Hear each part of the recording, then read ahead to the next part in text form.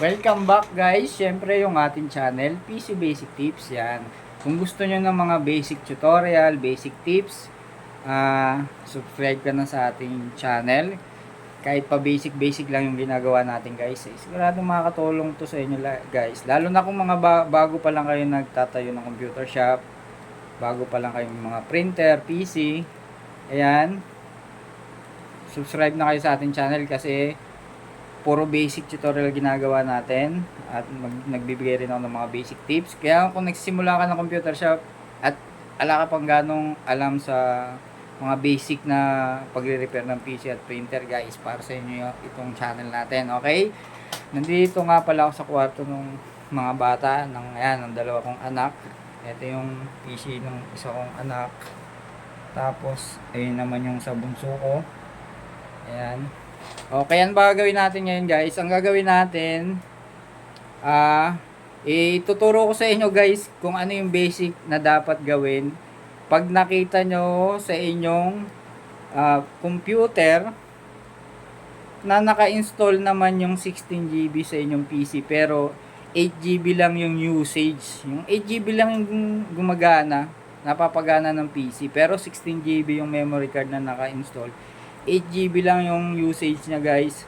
Kumbaga yun lang yung gumagana sa inyong PC kahit 16GB yung naka-install dun sa inyong PC. 16GB memory card. Pero 8GB lang yung binabato niya. Okay, yung nagagamit nyo. Okay, paano ba namin nagawa yun? Siyempre, na-basican lang namin yun guys. Okay, tara punta tayo guys sa PC ng anak ko. Tuturo natin sa inyo. Okay guys, ito yung PC nung anak ko, nung isa kong anak, ayan. Ito yung kanyang specs. Yan.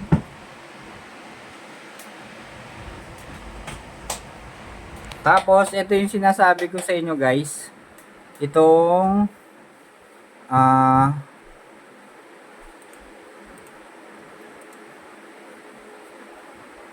wait lang guys ha. May pupuntahan lang tayo. Ito pala yung kanyang specs guys. Yan. Ito yung kanyang specs. 16GB.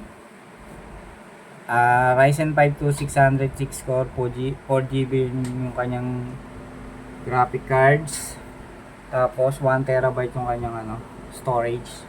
Pero hindi na mabubuo yung 1TB kasi tawag dito, may bawas talaga yan. Yan, full spec nung PC. Mid gaming lang to para sa akin, hindi siya yung sobrang high quality gaming. Pero kung hindi ko naman kayo maselan sa PC, pwede na yung mga ganyang specs. Okay. Tapos balik tayo dun sa sa sinasabi ko kanina. Ayan. Okay, ayan. Ito guys, memory usage yan. Ayan, okay. Makikita nyo sa inyong computer, 16GB naka-install yung inyong memory card. 16. Pero pag chinek nyo sa performance guys, sa usage, memory usage, 8GB lang binabato. Yan. Kanina guys, kanina. Hindi na namin nasama sa video. Kasi, hinahanap pa namin. Pumunta rin kami sa BIOS, sa overclock. Baka nandoon yung check namin sa overclock, may ginalaw kaming konti. Hindi gumana. Totally hindi siya gumana. 8GB pa rin siya guys, 8GB. Mamaya malalaman nyo kung paano namin naging 16GB yan. Napaka basic lang ng ginawa namin. Ayan, ayan sa tulong ng bunso ko yan, no. Yan yung bunso ko yan. Yan yung kanya guys. Naka-laptop siya na Ryzen 7. Okay. Nagtulong kami para maiayos to. Itong PC ng isa kong anak. Kasi napansin niya, siya rin nakapansin na 16GB naka-install yung memory card sa PC. 16GB.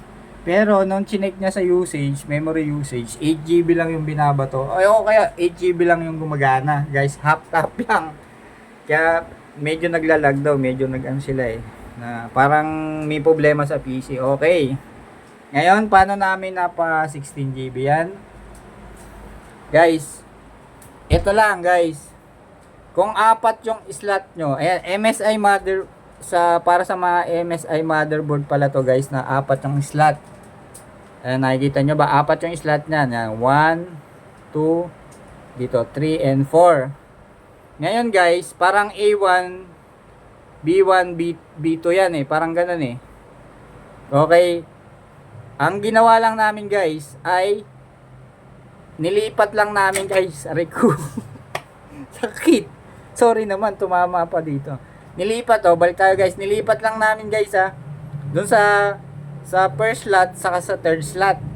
Okay, apat kasi yan eh, apat. Bali 1, 2, 3, 4. Nakakabit dati yung dalawang 8GB RAM sa pang-apat saka sa pangalawa. Naka-install siya. Okay, binabasa naman ng ating PC na 16GB siya. Pero yung memory usage niya, 8GB lang yung binibigay guys. 8GB. Sundan nyo na lang to guys Malaking tulong to. Okay, na-detect lang namin guys. Binisigan lang namin. Okay, nabisigan lang namin. Nilipat lang namin. Ulitin ko, dati nakalagay ito sa slot 4 sa slot 2. 8GB lang yung binabato niya na memory usage. Pero 16GB naka-install sa PC nyo. Siyempre, kampante na tayo, 16GB installed. Pero pag chinek nyo sa memory usage, 8GB lang lumalabas guys. Nabasican namin, naisip namin na ilipat muna. Ilipat sa slot 1 saka slot 3. Ngayon nilipat namin, binuhay namin. Boom, naging 16GB na guys. Okay, pwede ko naman pakita sa inyo guys na 8GB lang yung usage niyan pag nilipat ko dyan. Pero hindi na natin gagawin guys kasi medyo mahigpit, mapapansin nyo. Pero maniwala kayo hindi guys, working yan. Okay, pag gentong ang motherboard nyo is MSI na 4 slot. Okay, para maging 16GB yung memory slot, lagay nyo lang sa slot 1 sa slot 3. Okay, napaka basic, wala tayong ginalaw na sa PC. Okay, ganun lang ginawa namin guys. Actually pala may ginalaw kami sa settings, sa may OC, sa overclock. Bunso, ano yung na pinuntahan natin sa overclock? Sa profile. Ha? XAM. AMX. XAMP. XAMP. XAMP, parang mga ganun, may ginalaw kami doon. Nag-try kami, profile 1 and profile 2, no? Profile 1, profile 2. Ginalaw namin sa OC, pero hindi ako basta-basta kasi sa overclock, pero tinry pa rin namin. Ayun, sa awa ng Diyos, walang nangyari. Walang nangyari talaga. Kahit kaya hindi na ako, sabi ko, huwag nang galawin masyado yung setting sa OC. Para sure na, para safe.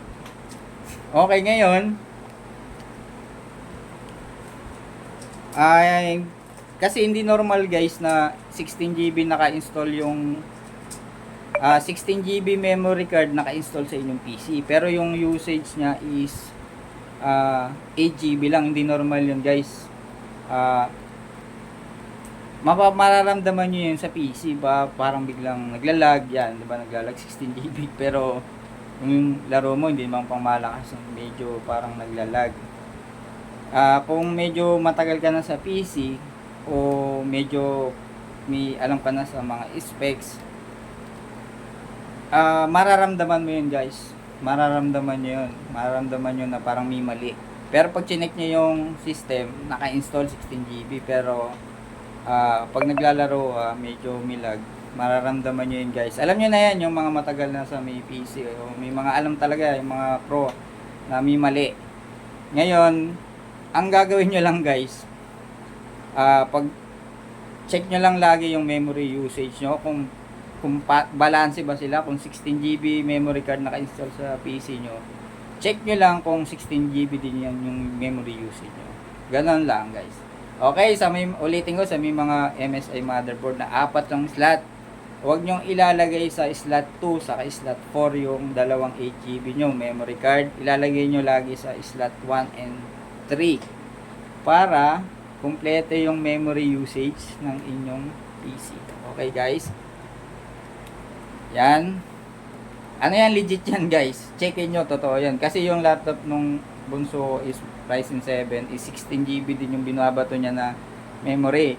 Ngayon, na-detect nila na parang hindi, parang yung specs niya hindi tugma dun sa games na nilalaro nila. Hindi naman ganun kalakas yung games, pero parang medyo naglalag daw. Kaya yung chinek namin yung memory usage, 8GB lang yung ang nilalabas niya, ang gumagana.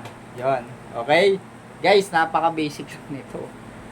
May ginalaw pala kami sa settings. Pero yung totally parang halos wala naman. Yun lang, sa OC lang kami nag-check, baka sakali lang pero walang nangyari. Yun lang ginawa na, nilipat lang namin slot. Boom! Huli guys.